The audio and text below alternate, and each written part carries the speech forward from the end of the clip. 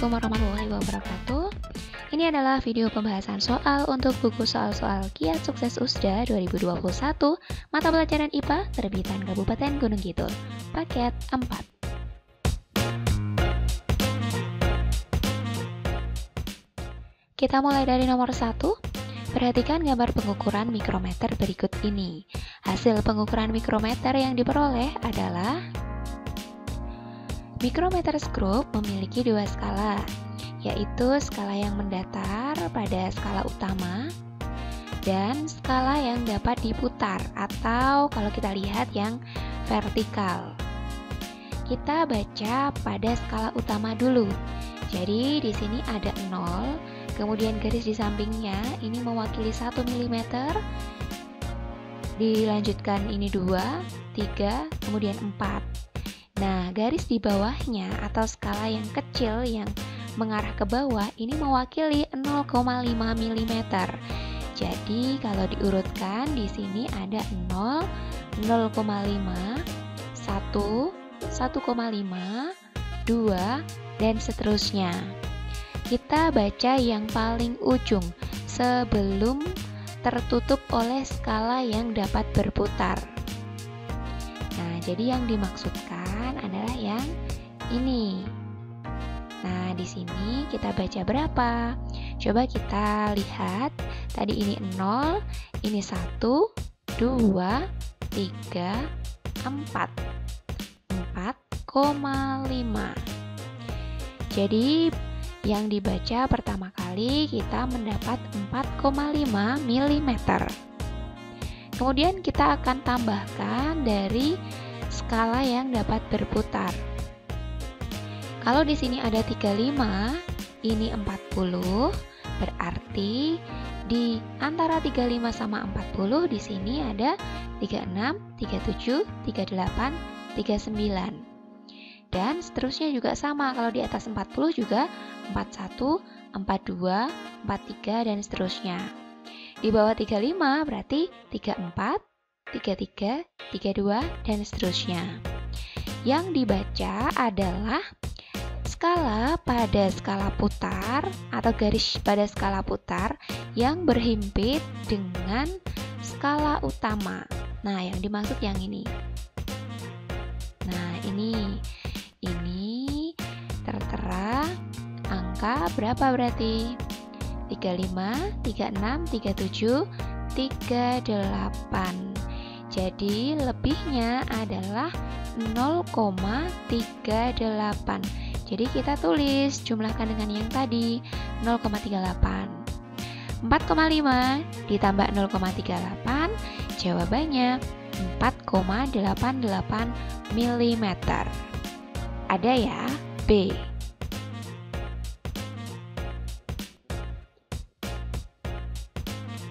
Selanjutnya, nomor 2. Siswa sedang menyelidiki sebuah logam. Untuk mengetahui jenis logam tersebut, dia melakukan pengukuran massa dan volume. Nah, yang ini massa, yang ini volume. Ada beberapa data massa jenis benda sebagai berikut. Nah, jika kamu nanti menghitung massa jenis benda, maka kamu akan tahu jenis benda apakah itu. Nanti dicocokkan dengan tabel ini. Nah, jadi benda yang ditemukan siswa atau diselidiki siswa tadi, bendanya apa? Nah, kita cari massa jenis dulu. Nah, massa jenis ingat nanti rumusnya massa dibagi volume. Berarti kita cari tahu massa sama volumenya dulu. Nah, di sini sudah ada pengukuran volume dibantu dengan gelas ukur karena ini bendanya tidak beraturan. Nah, semula gelas ukurnya terisi air yang volumenya berapa mililiter ini?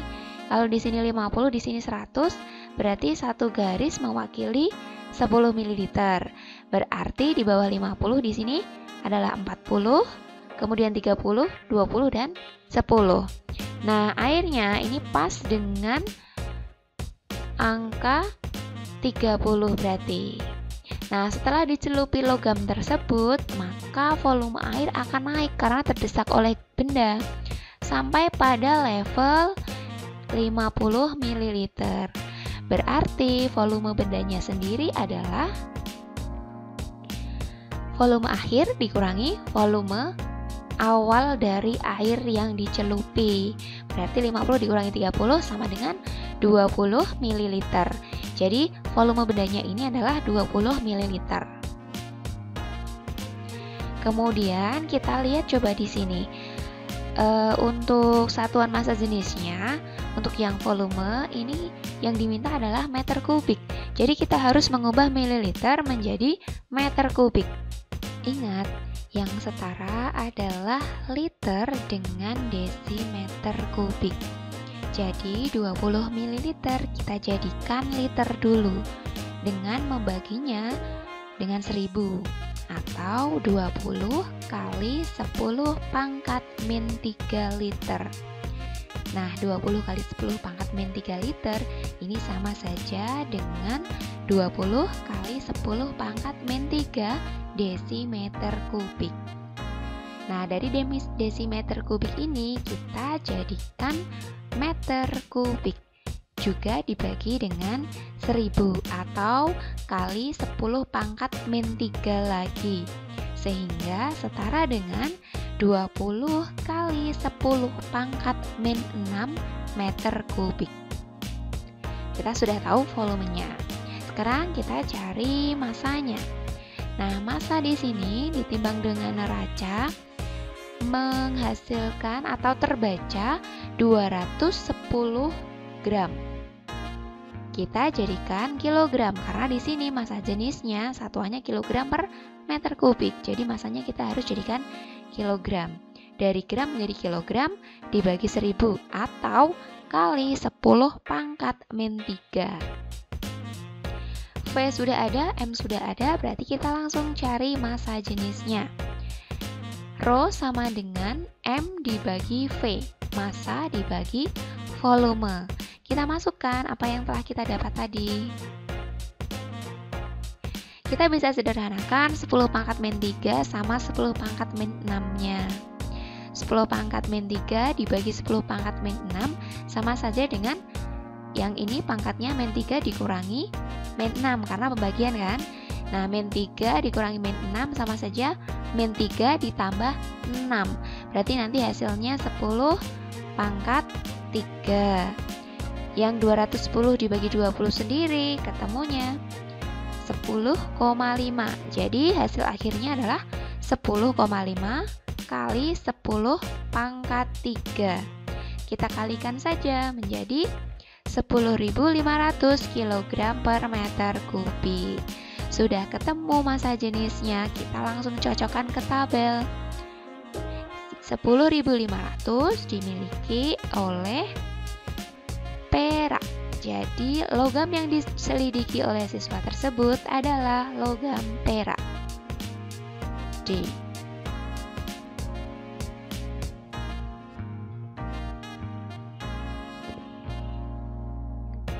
Soal nomor 3, perhatikan grafik kenaikan suhu es terhadap banyaknya kalor berikut.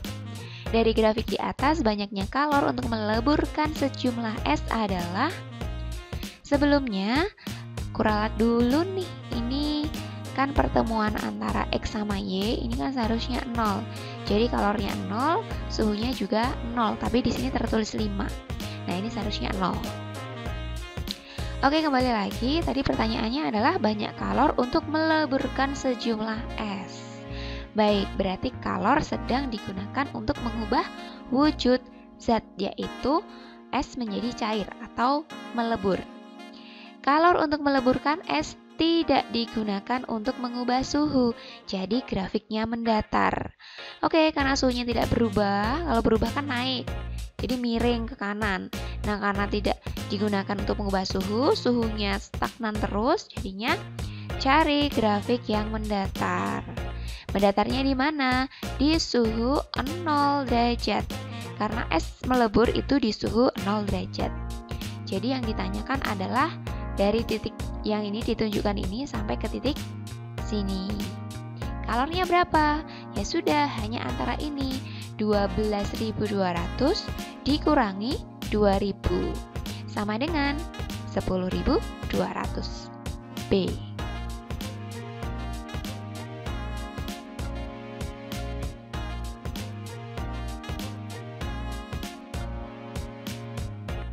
Soal nomor 4, diketahui beberapa sifat garam dapur sebagai berikut. Sifat fisika dari garam dapur terdapat pada angka. Oke, kita ditanya sifat fisikanya, berarti yang merupakan sifat kimia. Silahkan coret. Nomor 1, mudah terionisasi. Ionisasi adalah sifat kimia. Yang kedua, mempunyai rasa asin. Rasa ini merupakan sifat fisika, betul. 3, mudah larut dalam air. Kelarutan, ini juga sifat fisika. Mengantarkan arus listrik, wah ini juga sifat fisika. 5, diperoleh dari reaksi asam dan basa. Nah ini reaksi kimia, ini termasuk sifat kimia. Jadi sifat fisikanya adalah nomor 2, 3, dan 4. C.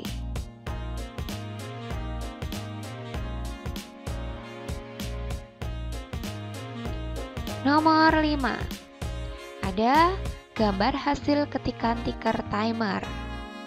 Grafik VT berikut yang melukiskan gerakan benda sesuai hasil ketikan tiker timer ditunjukkan oleh yang mana?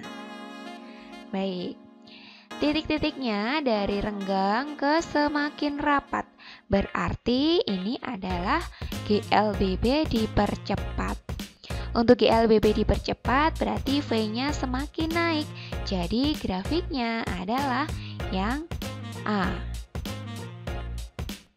Yang B ini kan grafiknya turun, berarti ini gerakannya GLBB diperlambat.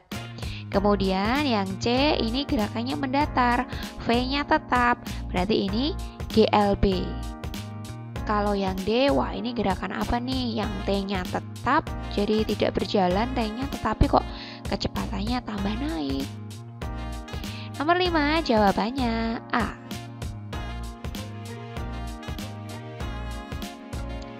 Nomor 6, perhatikan gambar jungkat-jungkit berikut.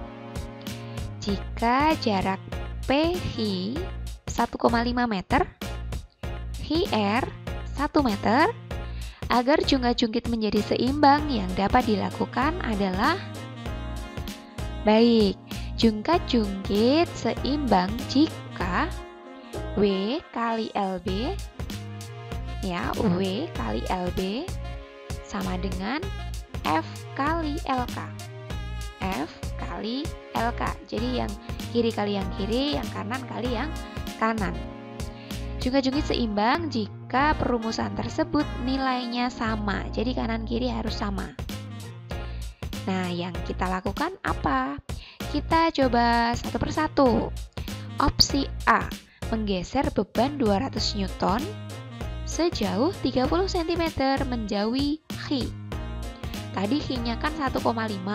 Kalau digeser 30 cm menjauhi H, berarti jaraknya jadi 30 cm kan 0,3 meter ya. Kalau menjauhi berarti 1,5 ditambah 0,3.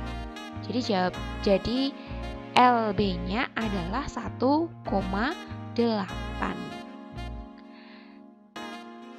Persamaannya jadi seperti ini. 200 kali 1,8 sama dengan 360 kali 1 meter. Nah, kamu hitung yang ini.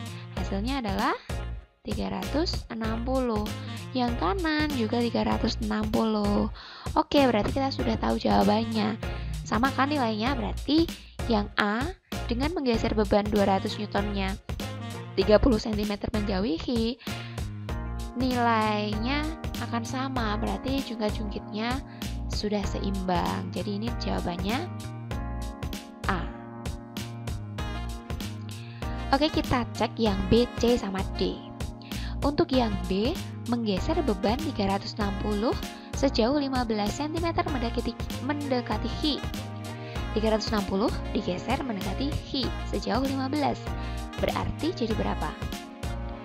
15 itu kan 0,15 meter. Jadi 1 meter dikurangi 0,15 sama dengan 0,85. Jadi persamaannya yang kiri 200 kali 1,5 sama dengan 360 kali 0,85. Kamu hitung ruas kiri sama ruas kanannya. Ketemunya adalah, ini bentuk sederhananya ya. Terus kamu kalikan menjadi yang kiri 7,5, yang kanan 7,65. Ini tidak sama, berarti tidak seimbang. Yang C, menambahkan beban 50 Newton ke atas beban 200 Newton. Berarti di sini jadi 250. Persamaannya menjadi 250 kali 1,5 sama dengan 360 kali 1. Yang kiri ketemunya 375, yang kanan ketemunya 360. Tidak sama, berarti tidak seimbang. Untuk yang D, menambahkan beban 120 ke atas beban 200. Berarti di sini jadi 320. 320 kali 1,5 sama dengan 360 kali 1. Nah, jelas sekali bahwa nilainya tidak sama. Baik, berarti sudah terbukti. Jawabannya yang A.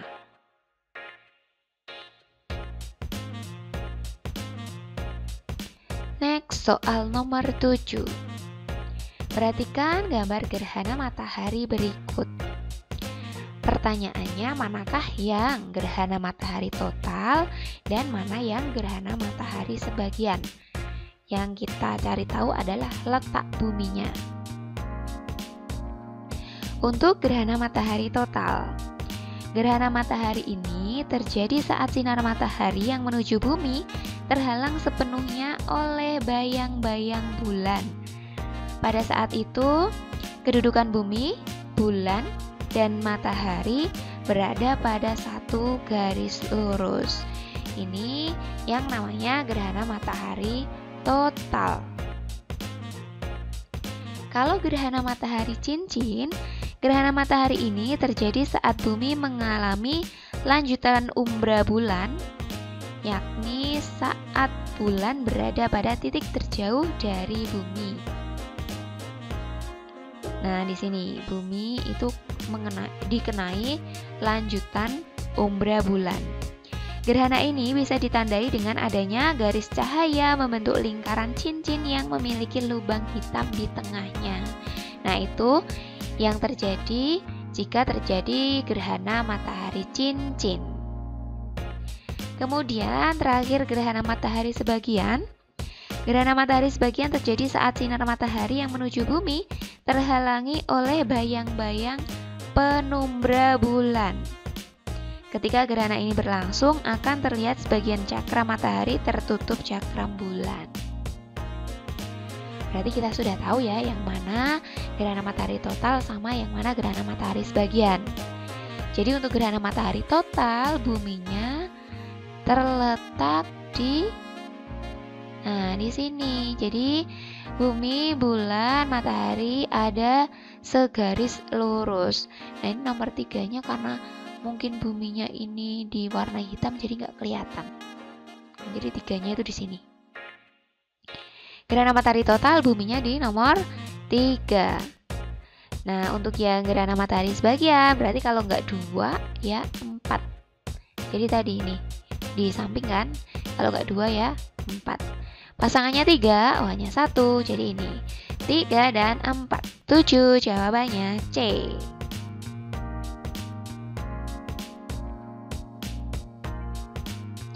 Soal nomor 8. Perhatikan gambar gelombang pada permukaan air berikut. Gabus bergerak turun naik sebanyak 5 kali. Berarti kalau turun naik 5 kali, jumlah gelombangnya adalah 5. Dalam selang waktu 4 detik. T sama dengan 4. Jika jarak antara kedua gabus 90 cm, maka periode dan cepat rambat gelombang pada permukaan air adalah periode T sama dengan T dibagi N, waktu dibagi jumlah gelombang. Kita masukkan T-nya 4, N-nya 5, sama dengan 0,8 sekon. Nah, sekarang cepat rambat gelombangnya berapa? Jadi, jika gambar ini yang dipakai, ini gambar asli soal ya, maka cepat rambat gelombang tidak ada yang cocok dengan pilihan jawabannya. Tadi kan bilangnya gabus bergerak turun naik sebanyak 5 kali nih. Nah, kalau di gambar ini hanya berapa kali? 1, 2, 3, 4. Nah, tidak sampai 5 kali. Jadi kemungkinan ini gambarnya salah ya. Jadi gambarnya kamu tambahi turun naik 1 kali lagi biar N-nya sama dengan 5 atau jumlah gelombangnya itu 5. Gitu. Lambdanya, lambda bisa kamu cari dengan jarak dibagi N. Jadi jaraknya ini kita asumsikan, ini gambarnya kita tambahi 1 kali lagi turun sama naik sehingga N-nya nanti 5. Nah, jaraknya tetap kita pakai 90 cm. Jadi jarak 90 cm, jumlah gelombangnya ada 5. Kita bisa cari tahu lambdanya. Lambda itu panjang satu gelombang. Kita masukkan, berarti 90 dibagi 5 sama dengan 18 cm. Lambdanya 18. Kenapa kita cari lambda? Karena kita ingin cari cepat rambat gelombang yang memiliki rumus V sama dengan lambda dibagi T, di mana T-nya itu yang periode. Kita masukkan angkanya, lambdanya 18, T-nya tadi 0,8. Kita bagi, ketemunya 22,5 cm per sekon. Jadi periodenya 0,8, cepat rambatnya 22,5. Ketemu kan jawabannya? A.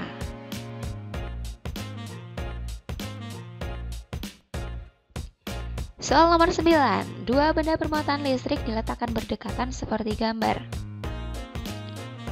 Ada muatan A sama muatan B. Kedua benda tarik-menarik dengan gaya 10 Newton.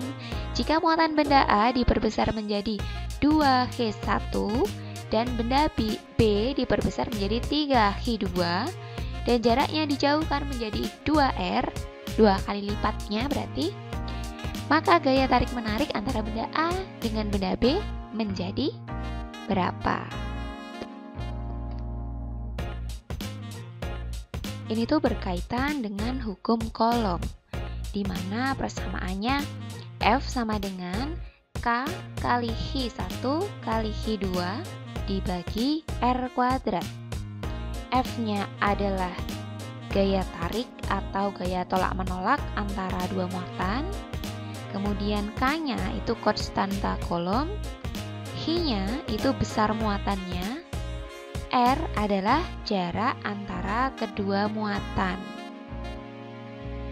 Di sini kita pakai perbandingan, karena pada posisi ini tadi sudah dinyatakan gaya tarik-menariknya 10 Newton. Nah, kalau muatannya diperbesar dan jaraknya dijauhkan, maka gayanya akan menjadi berapa kali lipat gitu. Jadi kita pakai perbandingan. Kita bandingkan F pertama dan F yang kedua. Jadi persamaannya kita jadikan perbandingan seperti ini. Kita masukkan ke variabel-variabelnya.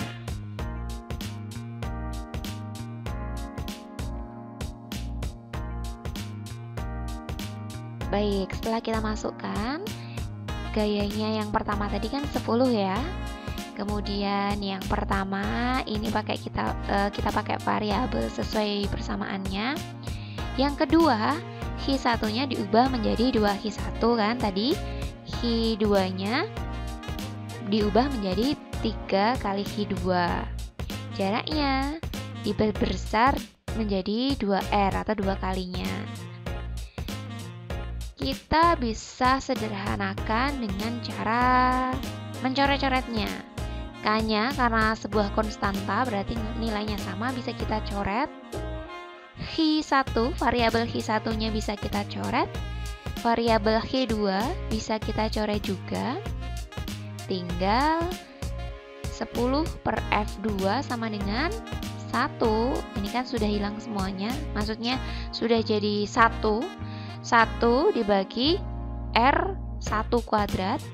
Yang bawah 2 kali 3, 6 ya. 6 per, nah ini dikuadratkan, 2R1 kuadrat menjadi 4R1 kuadrat. Jadinya 1 per R1 kuadrat dibagi 6 per 4R1 kuadrat. Nah, di sini ada variabel yang sama lagi, kita coret. Kalau yang ini kan belum bisa dicoret karena ininya belum dikuadratkan ya. Kalau ini sudah dikuadratkan berarti kita coret R1 kuadratnya.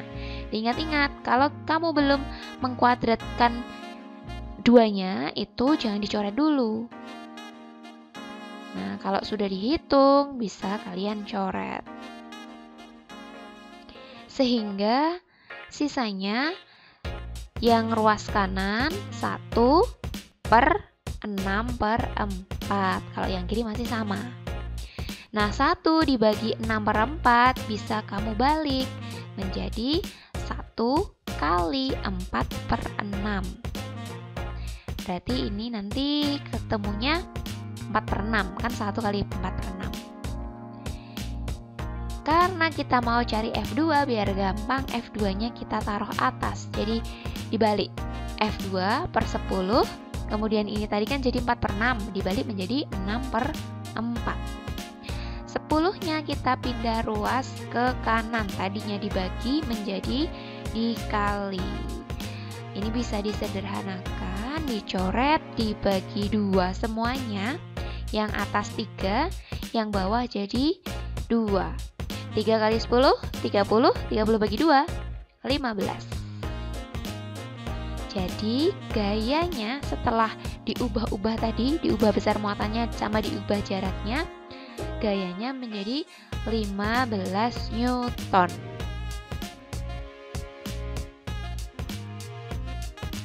Oke, di pilihan gandanya ada 15 Newton.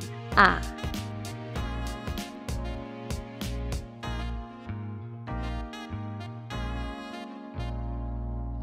Soal nomor 10 tentang pembuatan magnet sementara. Dilakukan dengan 3 cara, yaitu elektromagnet, induksi, maupun menggosok. Seperti gambar. Interaksi yang terjadi antara kutub-kutub magnet tersebut dinyatakan sebagai berikut. Manakah yang benar antara 1, 2, 3, 4? Pernyataannya ini tentang tolak-menolak sama tarik-menarik ya. Berarti kita analisis dulu, kita simpulkan yang mana kutub utara sama yang mana kutub selatannya. Di video-video sebelumnya kan sudah diberikan caranya bagaimana menentukan yang mana kutub U sama yang mana kutub selatan. Coba kita ingat-ingat lagi. Untuk yang gambar pertama yang memakai cara elektromagnet, arusnya ini arusnya ke kanan ya, kemudian kanan terus ke atas, pakai kaidah tangan kanan. Keempat jarimu selain jempol itu sebagai arus, berarti di depan batang AB arah keempat jarimu itu ke atas, kemudian genggam, berarti nanti jempolnya di kanan. Nah, jempol menunjukkan kutub utara. Jadi yang A itu kutub utara, otomatis B kutub selatan. Kemudian yang dengan cara induksi, ini gampang banget. Batang CD-nya itu ketemu kutub utara. Nah, yang ketemu kutub utara berarti menjadi kutub selatan. Satu sisinya menjadi kutub utara. Pada penggosokan, ingat-ingat yang dikenai dahulu itu sama seperti dengan kutub yang menggosoknya. Jadi yang menggosokkan utara, berarti yang dikenai lebih dulu jadi utara. Kemudian yang ditinggalkan, yang F ini berarti jadi kutub selatan. Oke, untuk nomor 1, apakah benar B menolak D? Diingat-ingat, kalau kutubnya berlawanan berarti tarik-menarik. Jika kutubnya sama, berarti tolak-menolak. Nah, B sama D. B itu S, D itu U. Beda, berarti harusnya tarik-menarik. Nomor 1 salah. 2. A menarik C. A utara, C selatan. Beda kutub, berarti tarik-menarik. Betul. Nomor 3, C menarik E. C itu S, E itu O, tarik-menarik, berarti benar. Terakhir, D menolak F. D-nya utara, F-nya selatan. Beda, harusnya tarik-menarik. Berarti ini salah. Yang benar nomor 2 dan 3. Jawabannya C.